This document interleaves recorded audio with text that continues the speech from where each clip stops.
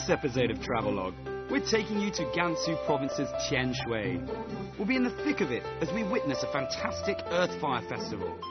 It's floats and performances galore as we take in the TIANSHUI way of celebrating Chinese New Year. From there, it's a whistle-stop culinary tour for some famous local specialties, and then onto TIANSHUI's #1 tourist attraction, Maiji Shan, or the Haystack Mountain. So let's go!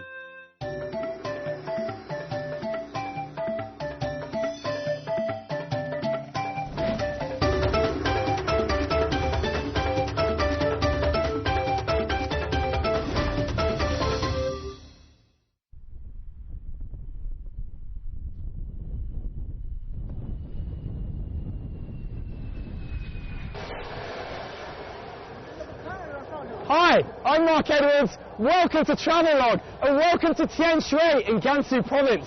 We're lucky enough to be here during their Chinese New Year celebrations, so hopefully we'll get to check out their famed Earth Fire Festival as well as all the history and culture that this ancient city has to offer. So let's get going.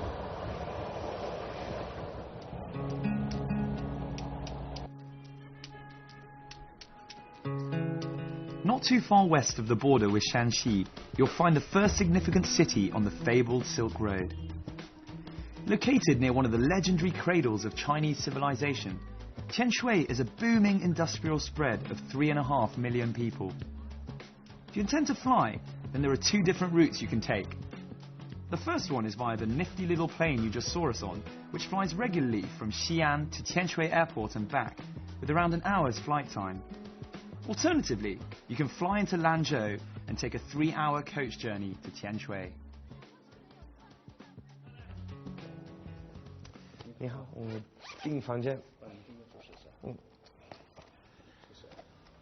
So we made it from the airport and it took roughly half an hour to get into TIANSHUI city centre.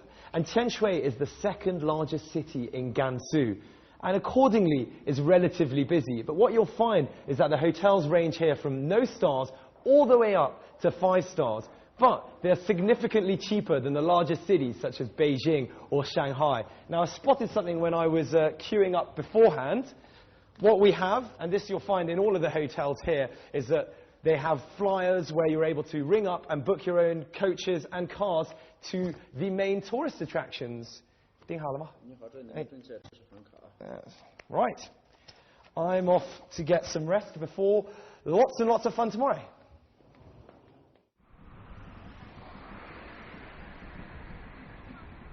So if you happen to be in TIANSHUI on the 12th day of the first month of the lunar calendar, you'll come to their craziest party. It happens every year. It's the biggest Earth Fire Festival around. What they do is they all get dressed up. There's fireworks, there's floats running everywhere. And it normally starts at around 10 a.m., but if you get here before, which is where we are now, at about 7 a.m., you get to see people doing their makeup and seeing all of the floats coming into town. The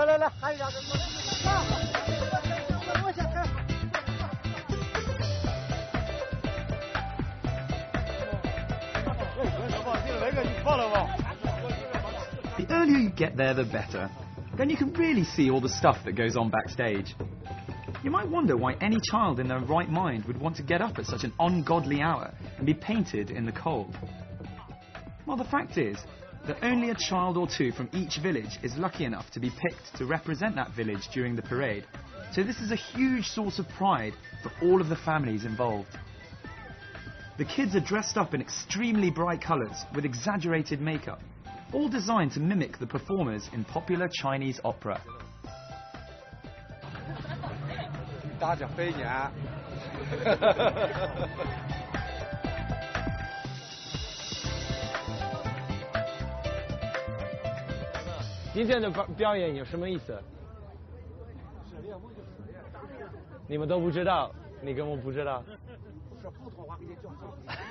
They're a little shy this morning. It is 7:30 and it's absolutely freezing, so hopefully we'll get a few more answers later on as to exactly what it is that they think today's going to be about.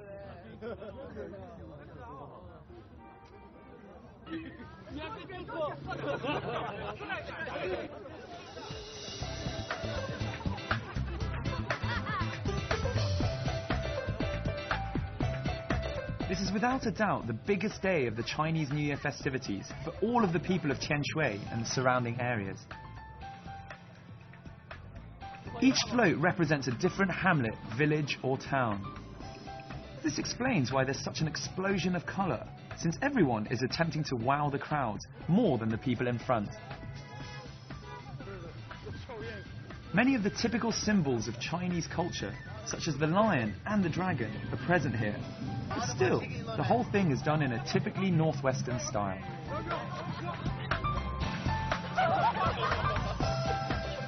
The truth is that you'll be hard-pressed to find similar earth and fire festivals outside of northwest China. And it's undoubtedly one of the most traditional celebrations held in the city, encompassing all sorts of different aspects of Chinese culture and history. See if you can spot any famous characters from ancient legend. TIANSHUI is a fairly big place, and its festival attracts participants from all over eastern Gansu. This obviously means that the majority of the people taking part will have been up and getting ready by 5 AM in order to make the preparations by 7. That shows some serious dedication, and yet they still seem so energetic.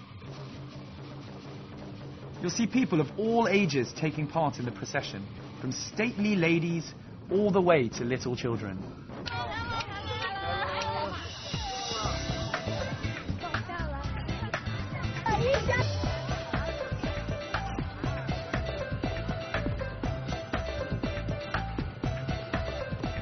If you ever get the chance to witness the Ⅰ festivities in TIANSHUI, I'm sure you'll agree that they can seem at the same time frantic and well rehearsed.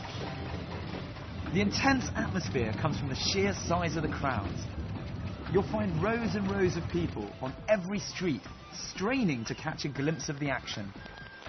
But it's all done in a jovial manner. Everyone's in good spirits as it's a public holiday, one of the most important on the TIANSHUI calendar. Kids have the day off school, and with the weather being particularly mild, it's a fun day out for the family. It definitely felt like the whole city was out watching and cheering. Many kinds of performances feature in the Ⅰ activities, the main one being Xingzi, or standing on a wick. Don't worry, the children are not actually standing there in impossible positions. The secret lies in the various shapes of hidden wick used to fix the performers, which are made of steel. ⅰ 有什么意思？因为我不太清楚。⅁ 对。⅁ 这个农民这个大节日。所以每年有这个表演。每年有，每年有。你们每年都来看吗？每年都看。你知道⅁ 有什么意思？你不知道？你。走心嘛，过年了。后嘛是吧？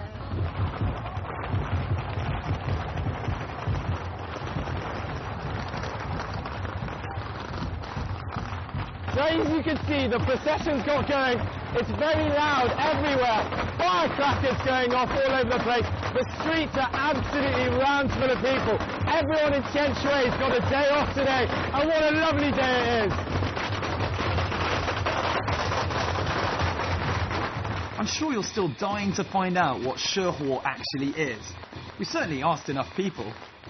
Held during Spring Festival, it's a spontaneous, traditional festive occasion, and it's got a long history.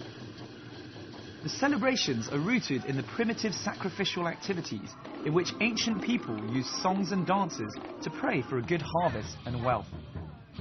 Linguistically, ⅁ originally refers to the god of the earth, and hence to the harvest and all the produce coming from the earth, while ⅁ literally means fire, which ancient people believed to have the magical power of driving away evil spirits. Plus, fire was used to cook the food, so it should probably be an object of gratitude too.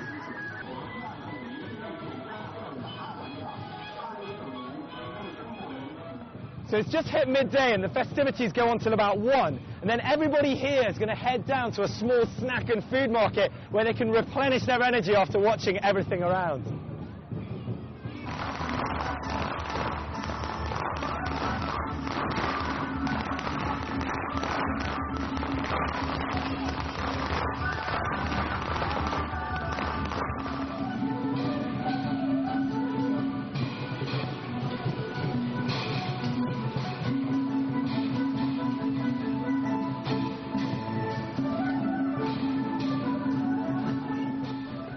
So with the festivities just about wrapping up, everybody's headed over to the small snack market, and you can see it's a lovely day, everybody's eating outside. Now in northwestern China, TIANSHUI's noodles are very, very famous, and as you can see, everybody's having a great laugh.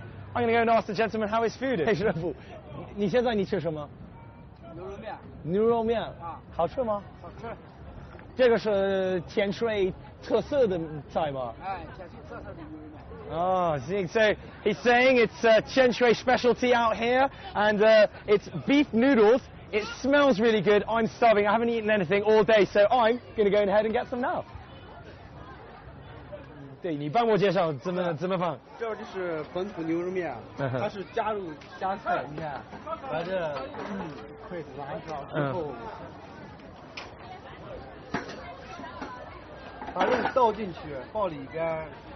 哦，豆放吧。对，放里边。So put all the beef in there. 再加点醋。He adds a bit of vinegar. 不能太多。Don't put too much. 对，这你就搅了起来，然后。行了，转一转。就着菜就吃。可以吃了，现在可以吃了。哇， it's a little hot. Give it the test. Everybody's watching.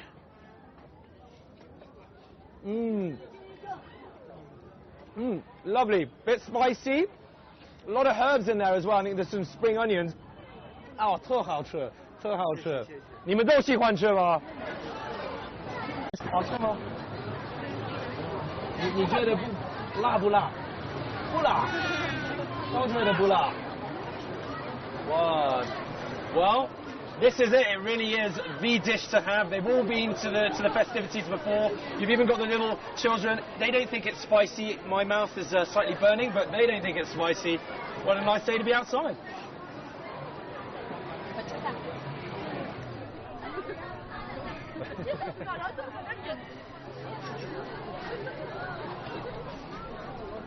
I had my fill of Euro Mian, the beef noodle soup, and it was hot and spicy and rather salty. But I've also heard here in TIANSHUI, they love their sweet desserts. And this is a rather famous place, so we're going to find out what this all is. 这个是什么？这是元宵。元宵。在里面有什么东西？里面有这个炫子。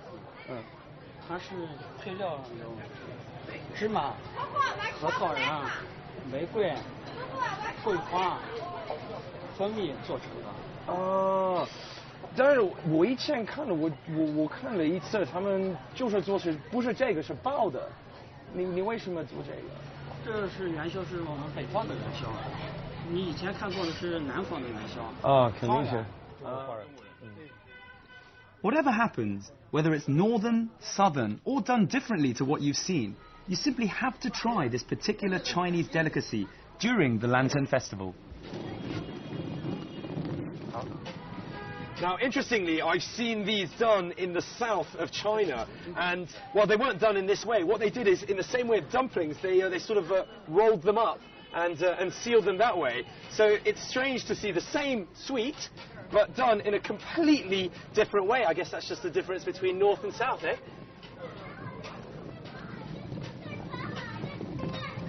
Interestingly, these sweets have a lot going for them when it comes to competing with the Kinders and Haribos of this world. Firstly, it's popular to make them at home as a type of family activity. Secondly, Chinese people like them not just because of the sweet taste, but also because of the shape. They are round, and that is supposed to be a perfect shape, symbolizing togetherness, which is important in Chinese culture. So following on from our earlier culinary adventure, we're going to continue and see what the people in TIANSHUI eat in the morning. But we're lucky enough that during the Ⅰ Ⅴ festivities, we are able to have their main dish, which is called gua gua, in the afternoon. This is what they would normally have every morning. Let's go and have a look. So what is this gua gua dish all about? And is it likely to knock your cornflakes out of the park?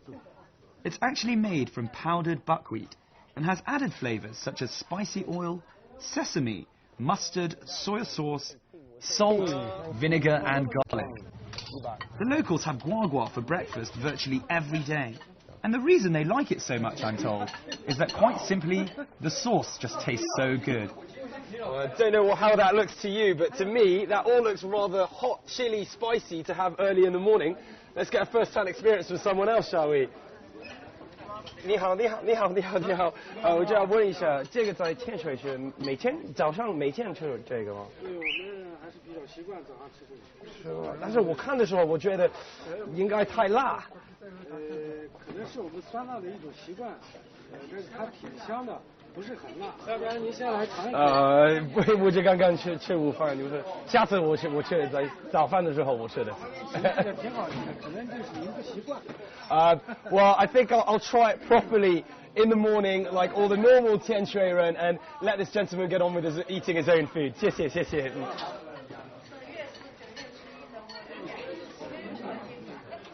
On this episode of Travelogue, we're taking you to Gansu Province's TIANSHUI. We'll be in the thick of it as we witness a fantastic Earthfire Festival. It's floats and performances galore as we take in the TIANSHUI way of celebrating Chinese New Year. From there, it's a whistle-stop culinary tour for some famous local specialties. And then, onto TIANSHUI's #1 tourist attraction, Shan, or the Haystack Mountain. So let's go!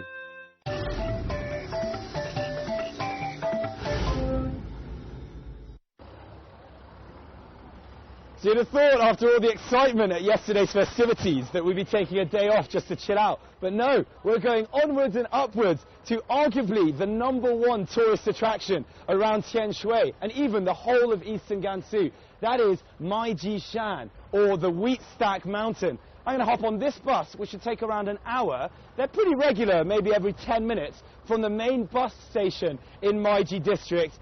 Pretty excited. Let's go and have a look.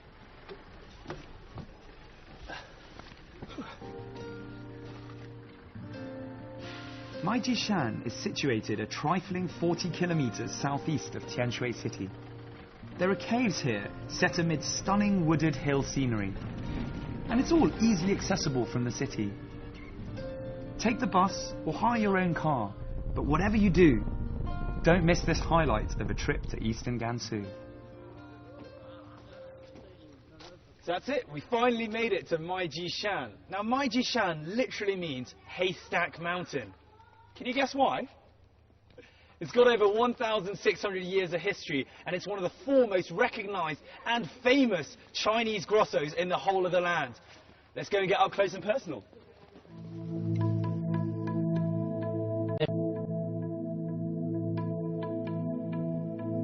Once you're there, you'll immediately see why it's called Haystack Mountain. The name comes from its shape. It's the 4th largest Buddhist cave complex in China.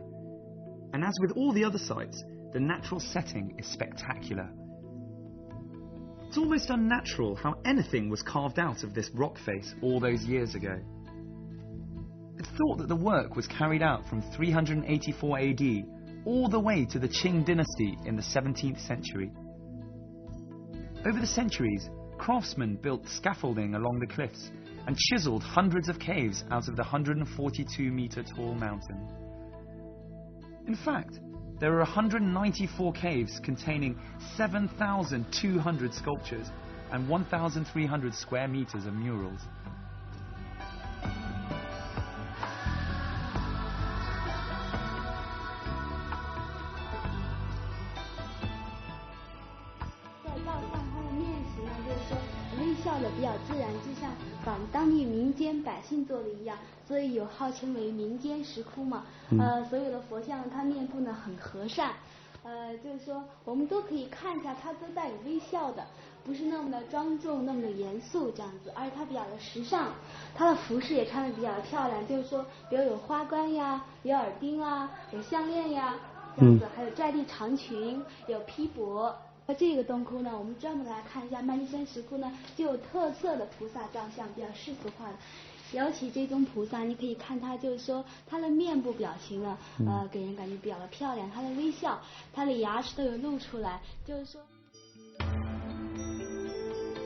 The real mystery is just how on earth the artists managed to clamber up so high and then chisel chunks out of the mountain. One theory is that they created piles from blocks of wood which reached all the way to the top. That in itself would be pretty impressive. What the clever people then did was gradually remove the wooden blocks as they descended. Conjecture it may be, but it does make sense.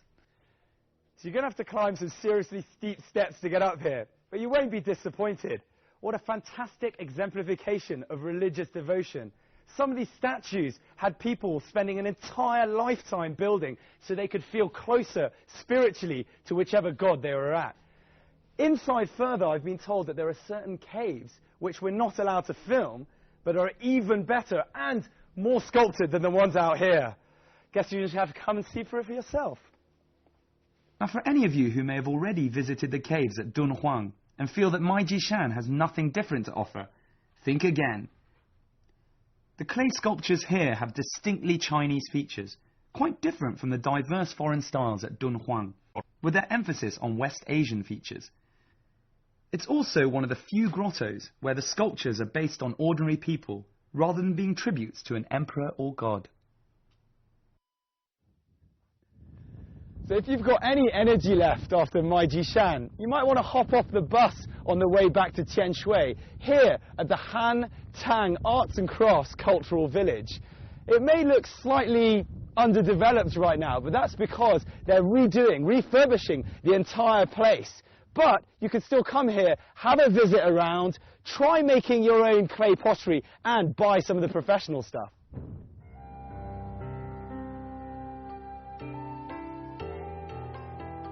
Legend has it that when the highest cave was completed, Sakyamuni arrived at Maijishan to preach, and his 28 attendants threw flower petals onto the pilgrims below. If a petal rested on someone, it meant he or she was not a true Buddhist believer. However, to everyone's delight, all the petals scattered upwards towards the sky. Whether that's true or not, you're going to want to take home your own souvenir of Maijishan. The grottos have acquired special recognition for their exquisite clay statues and the superb sculpting skills employed in making them. Now, you might not have all the dexterity of the past masters during your clay workshop, but there's nothing stopping you from giving it a go. And if all else fails, there's always the gift shop where you can purchase a finished product. 公司开发的话，主要是依托于麦积山石窟雕塑。麦积山石窟雕塑历经了也1600多年，它从魏晋南北朝，也就是唐宋元明清，所以说我们选的最经典的每个时期最经典的雕塑来做。这个雕塑做的话，就是尤其在北魏时期的东西是非常精彩的。像这个窃窃私语，就是它反映的是菩萨与弟子两个听着这个佛在讲经的时间，一个在赞美，一个在解说，哪个是最受欢迎的？这最受欢迎的话，那就是说我们这个小沙弥，像这个小沙弥的话，也是北魏时期的。北魏时期，他那个反映的年龄的话，就是在14、15岁的时间，他刚可能进入佛门。进入佛门以后呢，他还表现了一种很调皮、天真烂漫，对佛干脆没有任何的理解，只是穿着这类这个佛教的衣服非常好玩，所以说他满怀喜悦，这个话是在这个西魏时期，西魏时期以后，这个年龄反映在17、18岁，他呢对似懂非懂这个年龄，所以说他面部的表情的话，还和红尘好像未了的这种面部表情，所以说他好像有很多的思想，复杂的思想在里边。像这一尊的话，已经反映他进入佛门，有一段时间，他反映他年龄的话，就是在25、6岁。所以说他呢，表示对佛祖已经非常虔诚，对佛教的理解已经非常到位了。他就说这一生在供养佛和菩萨，所以我们这个雕塑的话，都是按原来的表情，做的非常到位，所以要反映非常传神的这种他的理念。说过去人做的话，中国的雕塑它主要反映的是内心的东西，就是神，他的神，神的就是他内心的思想，他反映了他面部的表情，所以所有的所以说我们这个雕塑哈就非常受这个专家和游客的非常的欢迎。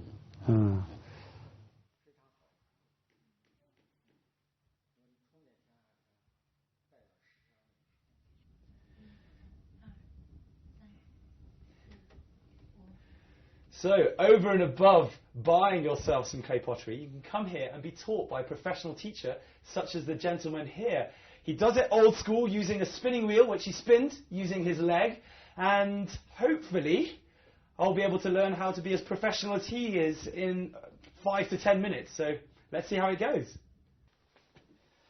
Right, the bit you've all been waiting for. Let's hope it's not a complete car crash catastrophe. So, I mess it up a bit, make it a little smoother, and then we'll放在中间. Okay, then you get the wheel going. It's really not as romantic as in the film Ghost. It's not how you picture it in real life, is it? 然后干嘛? So get the water. And just hold on.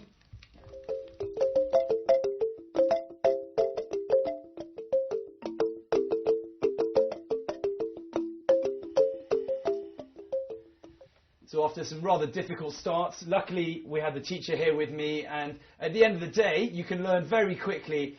Rather proud of what I've done, so what do you think?